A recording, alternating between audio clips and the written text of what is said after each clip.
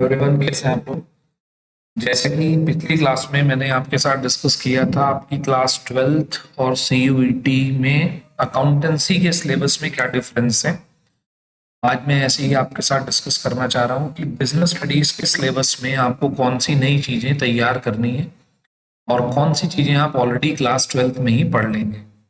तो आते हैं जरा आपके 12th और सीयूईटी के सिलेबस को रिकंसाइल करते हैं हम लोग।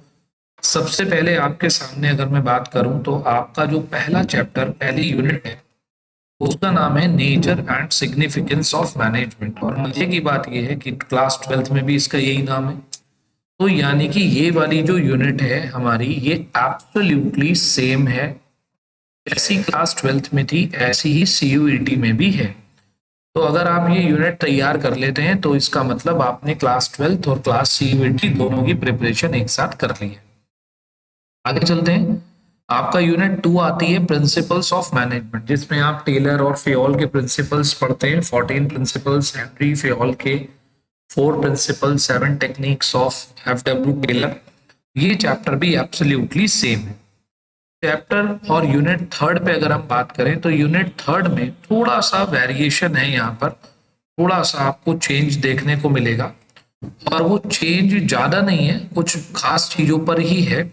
जैसे कि ये एक टॉपिक है इम्पैक्ट ऑफ, कि जो इम्पैक्ट है यहाँ पर गवर्नमेंट पॉलिसीज का जो इम्पैक्ट है, लिबरलाइजेशन, ग्लोबलाइजेशन एंड प्राइवेटाइजेशन जो है, ये वाला जो पोर्शन है ये एडिशनल ऐड है सीयूईटी में। और ये वाला जो पोर्शन है ये आपका क्लास 12th में 2023 वाले एग्जाम में नहीं पूछा जाएगा। अगर हम नेक्स्ट यूनिट की बात करें तो नेक्स्ट यूनिट है हमारी प्लानिंग। प्लानिंग हमारी एब्सोल्युटली सेम है, प्लानिंग में कोई चेंज नहीं है। जो आपका क्लास 12th में है वही आपका सीयूईटी में भी है। यूनिट 5 की बात करते हैं, डेलीगेशन।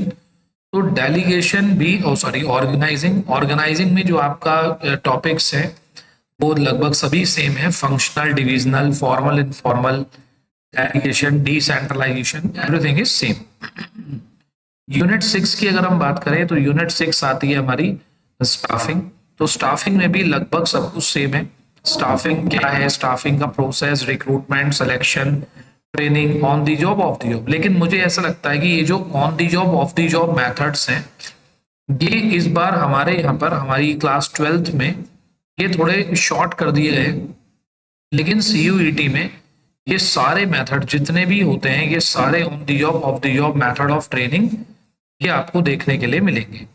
तो आई होप ये वाला मेथड, ये वाला टॉपिक ऐसा है जो सीयूईटी में थोड़ा सा डिटेल में है, लेकिन जो हमारे क्लास 12th में है, क्लास 12th में ये वाला मेथड बहुत ही ज्यादा ब्रीफ में दे रखा है। 6 चैप्टर की बात करते हैं तो डायरेक्टिंग है। डायरेक्टिंग में एक नया टॉपिक है आपके लिए, वो है principles of directing. Principles of directing जो है ये हमारे क्लास 12th में नहीं है। ये टॉपिक हमारा जो है सीयूईटी में है बस, बाकी सारे टॉपिक हमारे लगभग सेम ही है। नेक्स्ट हम बात करें कंट्रोलिंग। कंट्रोलिंग में एक तो techniques of controlling. Techniques of controlling जो क्लास 12th के सिलेबस में है उससे ज्यादा डिटेल में सीयूईटी में पूछा जा सकता है आपसे। जैसे कि वहां पर आपका है ओनली 2 टेक्निक्स। क्लास 12th में केवल 2 टेक्निक्स हैं, एक तो है आपका मैनेजमेंट बाय एक्सेप्शन और दूसरा है आपका क्रिटिकल पॉइंट कंट्रोल। तो क्लास 12th में जो है मैनेजमेंट बाय एक्सेप्शन और क्रिटिकल पॉइंट कंट्रोल, ये बस 2 टेक्निक्स हैं, ठीक। लेकिन जो क्लास सीयूईटी है, सीयूईटी में सिलेबस में केवल ये लिखा है टेक्निक्स ऑफ कंट्रोलिंग। अब टेक्निक्स ऑफ कंट्रोलिंग तो और भी होती हैं, 6 सिग्मा भी होता है, ठीक है। तो और भी टेक्निक्स होती हैं, तो वो टेक्निक्स भी आपको एक बार पढ़ लेनी चाहिए। नेक्स्ट आते हैं तो हमारा नेक्स्ट आता है बिजनेस फाइनेंस की तरफ। तो बिजनेस फाइनेंस में आपका लगभग सभी टॉपिक सेम है, कोई चेंज इसके अंदर नहीं है।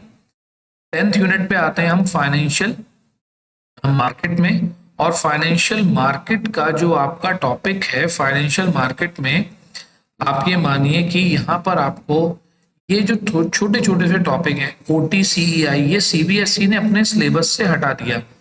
लेकिन जो हमारा सीयूईटी है CUET ने इसे दोबारा से अपने सिलेबस में रखा क्योंकि ये पुरानी NCERTs में गिवन, तो इसको जरूर करिएगा। उसके बाद अब आते हैं मार्केटिंग पे। मार्केटिंग में ये जो डिफरेंस है, सॉरी इसको मैं चेंज कर देता हूँ, हाईलाइटर का कलर हो गया है मिक्स। तो अगर हम यहाँ पर बात करें जो है आपके डिफरेंस बिटवीन दी मार्केटिंग और आपका जो है सेलिंग का डिफरेंस है, ये क्लास 12th के सिलेबस में नहीं है लेकिन CUET में है। इसी तरीके से यहाँ पर रोल ऑफ एडवर्टाइजिंग है, पर्सनल सेलिंग है, ऑब्जेक्शंस टू एडवर्टाइजिंग है। ये किसी टाइम पर पुराने सिलेबस में हुआ करते थे लेकिन 2023 के सिलेबस में अब की बार ये नहीं है, लेकिन CUET में है, तो ये ध्यान देने की बात है। उसके बाद कंज्यूमर प्रोटेक्शन में आपका जो लास्ट यूनिट है CBSE के अकॉर्डिंग वो कंज्यूमर प्रोटेक्शन है। तो कंज्यूमर प्रोटेक्शन में ये और ये जो टॉपिक है ये बेटे 1-2 साल पहले भी था लेकिन इस साल नहीं है 12th में, लेकिन ये CUET में इस साल भी आ रहा है। नेक्स्ट अगर हम बात करें तो बेटे ये तो पूरी की पूरी यूनिट ही आपकी जो है नई है जिसका नाम है एंटरप्रेन्योरशिप डेवलपमेंट। तो आई होप आपको क्लियर हुआ होगा यहाँ तक कि कौन कौन से टॉपिक नए हैं और कौन से टॉपिक हमको अपने क्लास 12 से ही तैयार कर लेने हैं। बस एक बहुत ही इंपॉर्टेंट बात जो मैं आपको बताऊं, आपको मालूम है कि आपका जो CUET का एग्जाम होगा वो आपका MCQ बेस्ड होगा, और यहाँ पर जो MCQ बेस्ड क्वेश्चन पेपर आपका आएगा, जो प्रीवियस जो स्टूडेंट्स दे चुके हैं उनके एक्सपीरियंस से ये पता चलता है कि ये जो MCQ बेस्ड पेपर होगा ये आपका थोड़ा सा एनालिटिकल होता है। ठीक है, जितने इजी MCQs क्लास 12th में पूछे जाते हैं, क्लास 12th का जो एक तरीके से लेवल है वो इजी मान सकते हो आप, इजी या थोड़ा सा मॉडरेट कह सकते हो, लेकिन जो यहाँ पर है उसका जो लेवल है वो थोड़ा सा टिपिकल आपके लिए रहने वाला है। तो इसके लिए ऐसा नहीं है कि आप पूरी तरीके से, अगर आपको 12th के आप MCQ कर लेते हैं तो आपको ये वाले MCQ भी कर लेंगे। आपको इसके लिए थोड़ी सी एक्स्ट्रा प्रैक्टिस की जरूरत जरूर पड़ेगी।